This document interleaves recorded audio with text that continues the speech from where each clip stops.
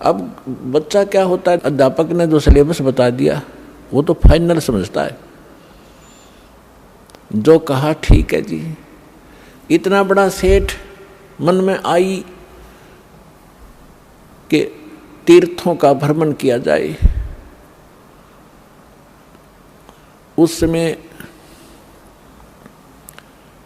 परमात्मा जिस समय मिले उनकी एज भी 60-62 के आसपास हो चुकी थी। साधना उद्देश्य से तीर्थ भ्रमण करने के लिए अपनी धर्मपत्नी की राय ली। उनकी धर्मपत्नी का नाम आमिना था। उससे आज्ञा लेकर के वो चल पड़ा कि मैं तीर्थ भ्रमण करना चाहता हूँ, तीसरा आश्रम आ गया है। तो जैसे भी आज्ञा लेकर चल पड़े। भ्रमण करते करते वो मथुरा के अंदर उस स्थान पर पहुँच के जहाँ पर ये माना जाता था कि यहाँ पर हमारे बाल गोपाल श्री कृष्ण भगवान जब यहाँ रहा करते मथुरा में, इस सरोवर में स्नान किया करते थे। उस स्थान पर पहुँच के जहाँ पर ये माना जाता था कि यहाँ पर हमारे बाल गोपाल श्री कृष्ण भगवान जब यहाँ रहा करते मथुरा में, इस सरोवर में स्नान किया करते थे। और फिर वहाँ जाकर के एक गिरिराज बोलते हैं उसको, जिसको भगवान श्री कृष्ण ने उठाया था जब इंद्र देवता स्वर्ग का राजा अपनी पूजा न करने से अक्षुब्ध होकर के व्रज को डुबोना चाहता था अधिक वर्षा करके। तो श्री कृष्ण जी ने उस पहाड़ को उठा के और पूरे ब्रज पर फैला दिया था। वर्षा खूब हुई थी और इंद्र थक गया था वर्षा कर करके, और वो कुछ बिगाड़ नहीं सका ब्रज का। तब उसने अक्षमा याचना की थी। तो उस स्थान पर भ्रमण करके, उस गिरिराज की परिक्रमा करके हम अपना मोक्ष मानते थे। उस सरोवर में स्नान करके हम मोक्ष मानते रहे। इसी उद्देश्य से धर्मदास साहिब जी भटक रहे थे, वहाँ पहुँच गए। सुबह सुबह उठे, उस सरोवर में स्नान किया जिसमें जल अधिक था नहीं, क्योंकि हम उसमें नहाना इसलिए उचित समझते रहे कि इससे मोक्ष होगा, चाहे गहरा भी क्यों ना हो, उसमें कीचड़ भी क्यों ना हो, हमें तो भगवान चाहिए। लेकिन परमात्मा कहते हैं, कबीर इस संसार ने समझाऊं कै बार, और ये पूछ पकड़ कर भेड़ की और उतराता मैं पार। गरीबदास जी कहते हैं कि भेड़ पूछ को पंडित पकड़े, ये भादो नदी विहंगा, गरीबदास व भवजल डूबे, जिन नहीं साध सत्संगा। जिनको संत नहीं मिलते, सत्संग नहीं मिलता, तो वो भवजल के अंदर ऐसे डूब जाते हैं जैसे भादों के अंदर नदियाँ। भादों महीने में बहुत जबरदस्त वर्षा होती थी और सभी दरिया बह कर चल पड़ती थी, फुल स्विम पर ओवरफ्लो हो करने को हो जाती थी। और उस समय कोई ये कहे दरिया पार करने के लिए भेड़ की पूंछ पकड़ तुझे पार कर देगी, नहीं, उसका ये साधन नहीं है पार होने का। पार होने के लिए नौका, लीक प्रूफ नौका हो और उसका चालक ट्रेंड हो, तब वो पार होंगे। ये साधन है प्रॉपर। और जो साधनाएं आप कर रहे हो, परमात्मा बताया करते थे कि ये तो भेड़ की पूंछ पकड़ा रखी तुम्हारे कोई नकली गुरुओं ने, तुम्हें डबोएंगी, तुम भौजल में डूब जाओगे, ऐसे चक्रव्यूह में फंस जाओगे, 84 लाख योनियां भोगोगे, तुम्हें समझ में नहीं आएगा। उस तालाब में स्नान करके उसी से जल का लोटा भर के और भगवान की मूर्ति को स्नान कराया। स्नान करा करके नए वस्त्र पहना करके, पुराने वस्त्र थैले में डाल दिए, बाद में धोऊंगा, और एक स्थान लीप के वहाँ भगवान की मूर्ति रखी, गाय के गोबर से और मिट्टी मिलाकर लीपते थे, उसे स्वच्छ बनाते थे, और उस पर सुंदर स्वच्छ कपड़ा बिछाकर उस पर बैठ के पहले भगवान की वो कर्मकांड किया, उनके कपड़े बदलवाए, स्नान कराया, मुकुट माला रख के कंठी माला पर आकर बैठ गए। फिर लगे गीता का पाठ करने। और उसी समय परमात्मा बनारस में आए हुए थे। वैसे तो वो एक सेकंड के अंदर, सेकंड के भी कुछ फ्रिक्शन में जहाँ चाहे पहुँच जाए अपने पूरे ब्रह्मांडों में, एक सेकंड फ्रिक्शन ऑफ सेकंड में, और असंख्य रूप बना ले, वो समर्थ है। तो परमात्मा वहाँ एक जिंदा महात्मा के रूप बनाकर वहाँ पहुँच गए। अब जिंदा महात्मा मुसलमानों में अधिकतर होते हैं जो काला और कोट पहनते हैं और सिर पर काला ही एक टोप होता है, जैसे गोल गोल से चोटे वाला, और कोट घुटनों से नीचे तक होता है, और एक अंडरवियर पहनते हैं, लंगोट, और दाढ़ी और मूछ रखना, सिर पे बाल रखना, ये उनकी पहचान, उनको जिंदा महात्मा कहा करते थे। और जिन भी महापुरुषों को मिले हैं इस वर्तमान में, आदरणीय धर्मदास साहिब जी को, आदरणीय मुरुगदास साहिब जी को, आदरणीय नानक साहिब जी को, आदरणीय दादू साहिब जी को, आदरणीय गरीबदास साहिब जी को, आदरणीय घीसा दास साहिब जी को, इन सबको ये मिले हैं जिंदा महात्मा के रूप में। आदरणीय रामानंद जी को मिले हैं, वो उस समय जो प्रगट थे, 5 वर्ष की आयु का शरीर दिखा रहे थे, उस में मिले। तो इनको सभी को जिंदा महात्मा के रूप में मिले हैं। दर जिंदे का रूप शैल वृंदावन कीनी, तहाँ मिले धर्मदास करते हैं बहुत अधीनी। भगत का एक गुण होता है कि बहुत प्यार से विनम्र भाव से बात करता, जहाँ भक्ति की चर्चा चलती है तो परमेश्वर जाके थोड़ी दूरी पर बैठ के जिंदा महात्मा का रूप बनाकर 50 फुट की दूरी पर, क्योंकि वो हिंदू थे और परमात्मा की वेशभूषा उस समय उस धर्मदास की दृष्टि से एक मुसलमान की थी, इसलिए उनकी क्रियाओं को दूर से देख रहे थे। जब धर्मदास जी ने सब क्रियाएं की और फिर लगा गीता का पाठ करने, जब परमात्मा 10 फुट की दूरी पर बैठ के रेत में अलग से वो अपना आसन उसन लगा कर बैठा है, तिलक लगा रखा है। वैष्णो साधु की जो पहचान होती है, गले में एक तुलसी की एक मणिये की माला, कंठी बोलते हैं, वो पहन रखी, और वैष्णो संत जैसी वेशभूषा बनाकर वो बैठा। तो परमात्मा ने काफी सब कुछ सुना। धर्मदास जी ने सोचा कि एक मुसलमान भक्त, एक साधु, साधु भी भक्त ही होते हैं क्योंकि वो भगवान के लिए भटक रहे होते हैं। जितने भी आज संत बने हैं ये पहले भगत थे, और फिर नटपट का ज्ञान सुन लिया इधर उधर से, फिर इन थोड़े से मैच्योर हो गए, इन थोड़ी बहुत बोलने की शैली सुधार ली और ये संत बन गए, बाकी श्रोता हो गए। सारा का खिचड़ी ज्ञान है ही आपके स्पष्ट है, समक्ष है। तो परमात्मा सुनते रहे। धर्मदास जी ने सोचा बड़ी ध्यान से सुन रहा भाई, आज तो ये हो सकता है इसका ज्ञान समझ में आ जाए, इसका कल्याण हो जाए। अब जैसे गीता अध्याय नंबर 4 के श्लोक नंबर 25 से लेकर 30 तक यही फैसला दिया है गीता ज्ञानदाता ने कि जो भी जैसी साधना करा अपनी आत्मा अपनी उस साधना को पापनाशक जानता है। पापनाशक मीन मोक्षदायक, पापनाश होंगे तो भी मोक्ष होगा। यदि उसको पता हो यह ठीक नहीं है तुरंत त्याग दे, कोई भी ना करे उस कार्य को। तो धर्मदास जी ये सोच बैठे थे कि हमारा जो धर्म है, हमारा जो धर्म है धार्मिक क्रियाएं, ये सर्वश्रेष्ठ हैं, मुसलमानों से श्रेष्ठ हैं। इस दृष्टिकोण से उसने देखी रुचि। तो उस दिन डेली जो गीता का पाठ करता था, उस दिन 7वें अध्याय का उसका नंबर था, उसमें से पढ़े, उसका हिंदी अनुवाद भी पढ़ा, फिर 8वां अध्याय भी पढ़ा, फिर 15वां भी पढ़ा, और भी कई चुने चुने से श्लोक सुनाए और उसका व्याख्यान करके सुनाया। प्रतिदिन 1 घंटा साधना करता था, उस दिन 3 घंटे लगा दिए।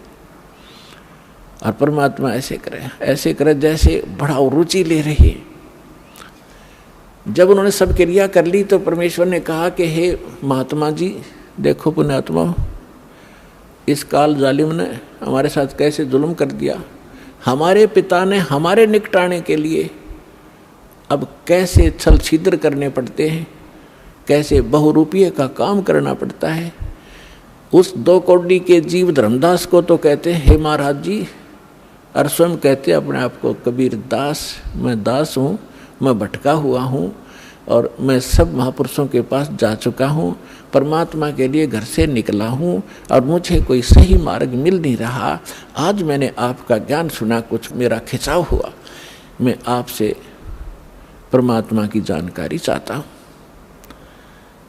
अपने आत्माओं जब ऐसे अधीन होकर कोई पूछता है तो हमारी इच्छा बनती है कि बताएं इसको, ये तो भ्रमित है, दूसरे मार्ग मुसलमान है। हिंदू मुसलमानों को इसलिए बुरा मानते थे कि ये मांस खाते हैं, अहिंसा करते हैं, पापी बने हुए। तो इस दृष्टिकोण से उन्होंने समझाया कि इसके पाप बच जाएंगे यदि हमारे धर्म को स्वीकार कर लेगा। तो कहने लगा, धर्मदास जी ने कहा कि कैसा लगा ज्ञान, कि बस पूछो मत, गदगद हो गया हूँ। कबीर परमात्मा बोले, मैं दीक्षा लेना चाहता हूँ आपसे। मालिक को पता था कि इतना बुद्धिमान है ये, ऐसी गलती करेगा नहीं। तो धर्मदास जी ने कहा, देखो जी मैं तो भक्त हूँ और मेरे गुरु जी हैं रूपदास जी, वैष्णव परंपरा से मेरा संबंध है, हम राम कृष्ण की पूजा किया करते हैं और मैं उनसे दीक्षा दिला सकता हूँ आपको। मैं दीक्षा का अधिकारी नहीं हूँ। यदि कोई अनधिकारी दीक्षा देता है वो यूजलेस होती है और वो स्वयं भी दोषी होता है और सामने वाले को भी, शिष्य को भी कोई लाभ नहीं हो सकता। इसलिए मैं आपको दीक्षा नहीं दे सकता, आप मेरे गुरु जी के पास चलिए। अब परमात्मा ने कहा, ठीक है मैं आपके गुरु जी के पास चलूंगा, मुझे तो दीक्षा चाहिए, मोक्ष चाहिए, लेकिन उससे पहले मेरी कुछ शंकाएं हैं, उनका समाधान चाहूंगा। हाँ बोलो बोलो। धर्मदास जी बोले, बोलो बोलो, क्या शंका है? एक तो मुझे बताओ कि मैंने क्या क्या क्रिया करनी पड़ेंगी और क्या नहीं करनी पड़ेंगी। धर्मदास जी ने बताया कि देखो, जीव हिंसा नहीं करनी, महापाप होता जीव हिंसा करने का, और जो जीव हिंसा करते हैं वो कभी मोक्ष प्राप्त नहीं कर सकते, वो आजीवन भटकते रहते हैं, चाहे बेशक भक्ति करो। परमात्मा बोले, ठीक है मैं त्याग दूंगा, कुछ नहीं करूंगा। फिर कहा कि हमारे गुरुजी नाम देते हैं रामकृष्ण का, वो नारे दशमा भी बोल रहा था, हरे राम हरे कृष्ण कृष्ण कृष्ण हरे हरे। तो ये लाभ जब देंगे जब आप उनसे ले लोगे, अपनी मर्जी से करने से कोई लाभ नहीं होगा। बोला ठीक है जी। परमात्मा बोले, बहुत अच्छा। और 68 तीर्थ करने होते हैं, मैं 68 तीर्थ कर करके आया हूँ और ये मैं आज मथुरा में और आगे जाऊँगा, अभी कर रहा हूँ, उसी भ्रमण पर निकला हूँ। एकादशी का व्रत करता हूँ मैं, गुरुजी ने बता रखी है, और रामकृष्ण का जाप जपा करते हैं। तो परमात्मा ने बोला, पूछा कि ये श्रीमद् भगवत गीता जो आप पढ़ रहे थे कौन सा ग्रंथ है? कि ये श्रीमद् भगवत गीता है। ये किसने ये ज्ञान किसने लिखा है? कि भगवान ने खुद बोला है। श्री कृष्ण को भगवान मान रहे थे। बहुत अच्छा बहुत अच्छा, ठीक है। तो भगवान ने, अभी आप पढ़ रहे थे कौन से अध्याय तो मैं बता नहीं पाऊंगा आपको, लेकिन अभी आप कह रहे थे कि उसमें लिखा, अब दास आपको बताएगा जब आप समझोगे। भगवान की उनकी वार्ता एक गोलमोल थी, लेकिन अब प्रमाणित करना पड़ेगा उन्होंने कौन से शब्द बोले थे। गीता अध्याय नंबर 8 के श्लोक नंबर 13 में श्रीमद् भगवत गीता जो आप पढ़ रहे थे उसमें लिखा है, वो आप पढ़ रहे थे कि ओम इति एकाक्षरम ब्रह्म विहारण माम समरण ये परियाति तजन देहम सयाति परमाम गतिम। मुझ ब्रह्म का, गीता बोलने वाला कह रहा है, मुझ ब्रह्म का केवल एक ओम मंत्र है, इति, यही बस, ये एक अक्षर है। और इसका अंतिम सांस तक स्मरण करता हुआ जो शरीर त्याग कर जाता है वो परम गति को प्राप्त होता है।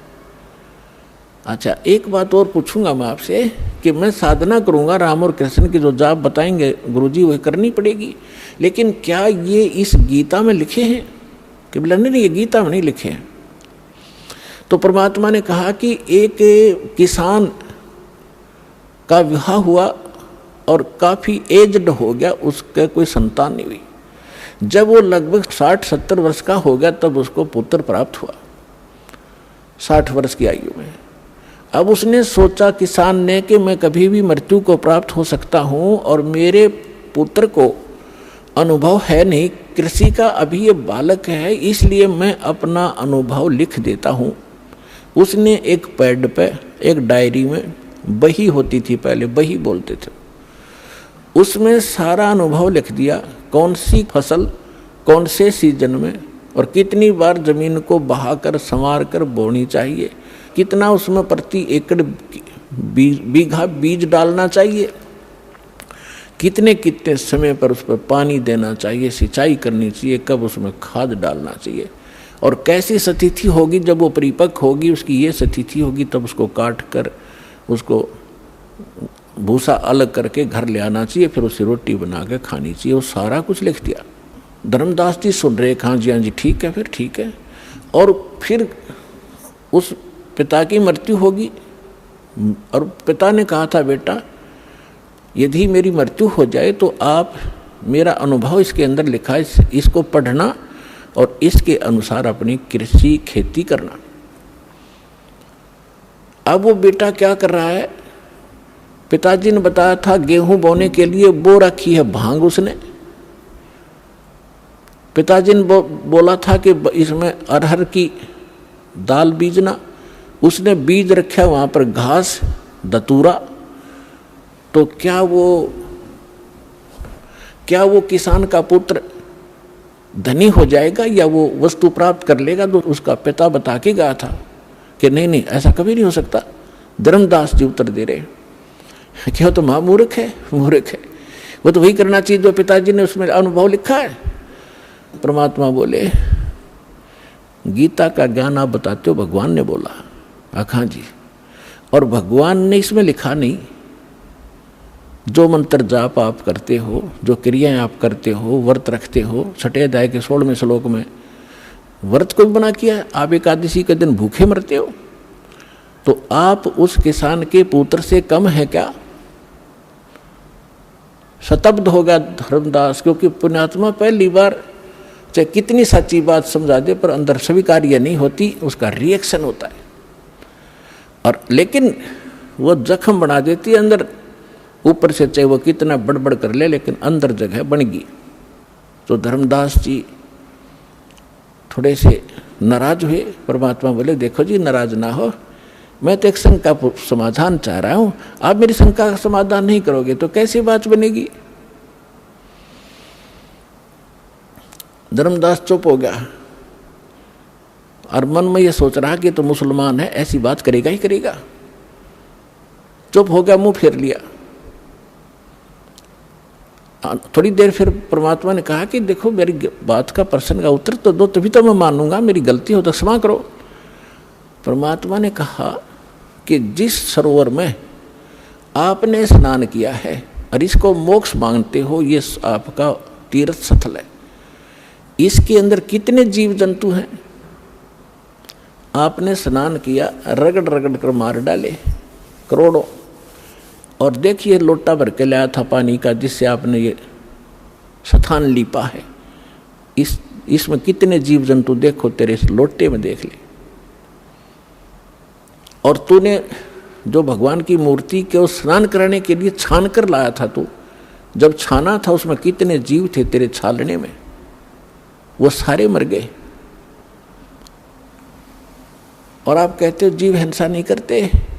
तो इतना कहकर परमात्मा अंतर ध्यान हो गए, उसकी अरुचि देखकर। अब धर्मदास जी को परमात्मा की जो ज्ञान था हृदय में छेद कर गया और पकड़ लिया दिल उसने। हाँ भाई, गीता में है नहीं राम डरे ढोरे, हरे कृष्ण राधे श्याम सीताराम राम साध राधे श्याम मिला दे। तो खा खाइयो साधना 16वें अध्याय के 23वें श्लोक में 24वें श्लोक में गीता में परमात्मा ने बताया उसी दौरान। अभी आप पढ़ रहे थे, आप कह रहे थे कि जो शास्त्र विधि को त्याग कर मनमाना आचरण करते हैं उनको ना सुख होता है, ना कोई सिद्धि प्राप्त होती है, ना उनकी गति होती है। उसके लिए शास्त्र ही प्रमाण है, उसके कर्तव्य और अकर्तव्य की व्यवस्था में, उसके अतिरिक्त किसी की मत मानो। तो है तुम्हारे शास्त्र में कहीं पर ये नाम? धर्मदास जी स्तब्ध हो गए, सिर घूम गया। और फिर भगवान सामने से अंतर ध्यान हो गए तो वो और ज्यादा चिंतित हो गए कि इतना विद्वान पुरुष, भगवान तो नहीं माना उसने, लेकिन ये जरूर मान लिया कोई महापुरुष सिद्धि वाली थे और कितना बढ़िया ज्ञान बताया। और मैं महामूर्ख, आगे ज्ञान सुना नहीं, मेरी मंद बुद्धि, दुर्भाग्य मेरा। और ये कैसा गंदा ज्ञान मेरे अंदर समा चुका है, मैंने सत्य ज्ञान को स्वीकार नहीं किया। ऐसी बहुत गलानी बनी, लेकिन अब बने क्या? रोने के सिवा कुछ शेष नहीं था। सारी रात करवट ले ले रात बिताई, और रह कर पर अर्ज की, हे भगवान उस महात्मा को फिर मिला दे। हे परमात्मा, कौन था वो? भगवान था ही क्या? एक बार मुझे फिर से मिले, मैं सारी बात सुनूंगा। सारी रात बैठकर रो रो कर काटी।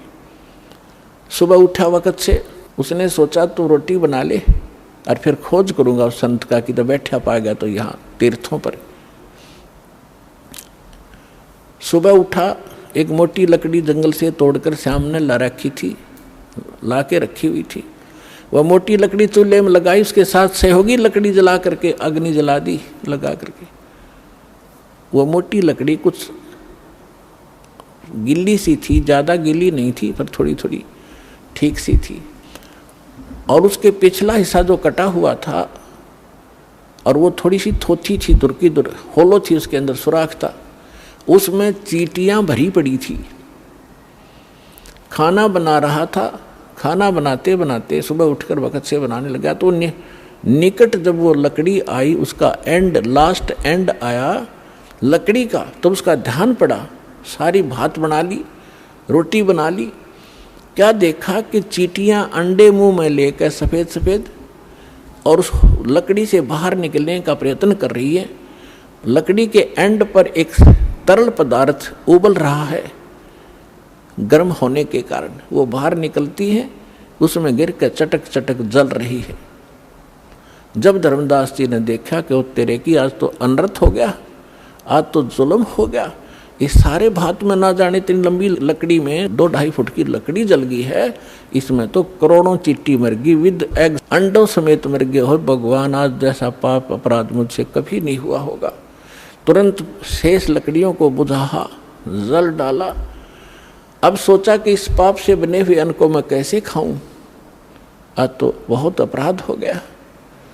उसने सोचा आज मैं निराहार रहूंगा, इस आहार को किसी साधु संत को खिला दूंगा, मैं पाप मुक्त हो जाऊंगा। भक्त श्रद्धालु जैसी उनकी आत्मा अलाउड करती है, उसी तरह अपने को पाप मुक्त करने की वो चेष्टा किया ही करते हैं, शायद ऐसे बच जाऊं।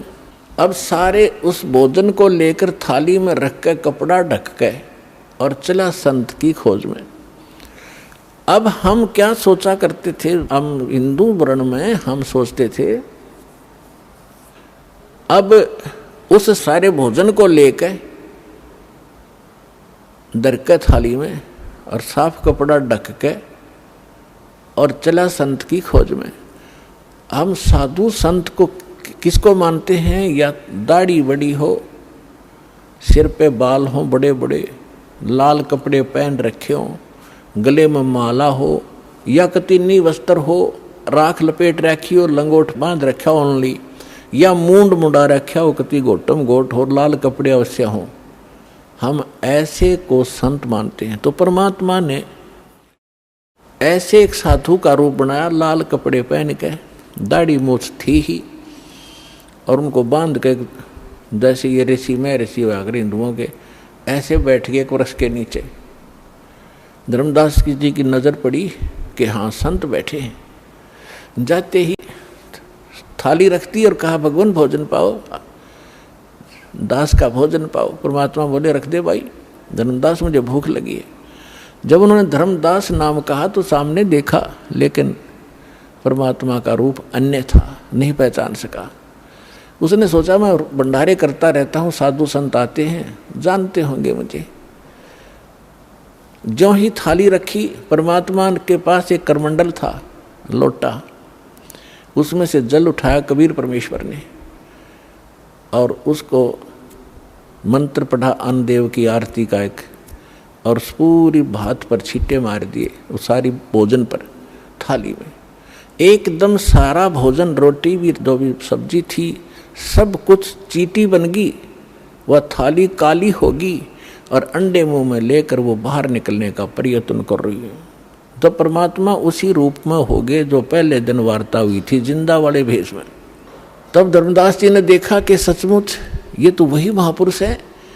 तब परमात्मा ने कहा, अरे अत्यारे, कल क्या कह रहा था तो कि जो जीव हिंसा करते हैं वह कभी मोक्ष प्राप्ति नहीं कर सकते, और तेरे से तो कसाई भी अच्छा, तो कसाई से भी बुरा तने कितने जीव मार दिए। चरणों में गिर गया, पैर पकड़ दिए, कहा भगवान ज्ञान बता दो, हम तो अंधे हैं, हमारी बुद्धि तो कति झेरे कुएं जैसी है। जो ज्ञान हमने आज तक सुना और उसी को हम सत्य मान रहे थे, आपका ज्ञान पहली बार सुनने से मन को स्वीकार्य नहीं हुआ। हे भगवान, अब मैं आपका सारा ज्ञान सुनूंगा। तो परमात्मा उनको लगे बताने, अपने आत्माओं जैसे तुलसीदास जी ने लाखों वर्ष पहले घटी घटना रामायण वाली अपनी दिव्य दृष्टि से देखकर अपनी भाषा में उसको पुनः एज इट इज चित्रार्थ कर दिया, जो आज पूरे हिंदू समाज को मान्य है। घटना वही है, सिर्फ भाषा में अंतर कर दिया, कोई अंतर नहीं। इसी प्रकार परमेश्वर कबीर जी को प्राप्त होने के उपरांत परमेश्वर ने गरीबदास जी का ज्ञान योग खोल दिया। अब ये जो हमारी जो दिव्य दृष्टि है, ये समझो एक दूरबीन है जो दूरदर्शी होती है, सूक्ष्मदर्शी होती है। ऐसी दूरबीन समझो, और इसकी अक्षमता होती है। एक तो ऐसी दूरबीन होती है आधा किलोमीटर तक ही कुछ देख सकती है, एक ऐसी होती है नक्षत्रों तक देख लेती है यहाँ बैठे। तो इसी प्रकार जो तुलसीदास जी की जो दिव्य दृष्टि थी, दूरदर्शी, थोड़ी अक्षमता की थी, और गरीबदास जी के को प्राप्त जो दिव्य दृष्टि थी, उसने असंख्यों युग पहले का ज्ञान और आज से 600 वर्ष पहले जो भगवान के साथ घटना घटी और भविष्य का जो ज्ञान उन्होंने अपनी अमृतवाणी में बताया है। तो उसके आधार से आपको थोड़ा सा वर्णन करते हैं, क्योंकि महापुरुषों के मुख से उच्चरित वाणी और इस दास के मुख से आप तक पहुंचेगी तो ये एक असर करेगी न्यारा। जैसे एक तो वचन कहे एक सिंपल मैन कि यहाँ से बरवाला से लेकर जींद तक रोड बना दो, और एक के यहाँ का मुख्यमंत्री। जनसाधारण मेरे जैसा थे सारा दिन कहें जाओ अधिकारियों ने जाके कि ये वहाँ से वहाँ तक रोड बना दो, कभी नहीं बनेगा। और वो एक बार कहेगा, अगले दिन काम शुरू हो जाता है। इस प्रकार उसके वचन में शक्ति है। इसी प्रकार संत उस परम पिता का नुमाइंदा होता है, प्रतिनिधि होता है, उसके पास परमेश्वर की शक्ति होती है, उसके आदेश से वो काम शीघ्र होता है।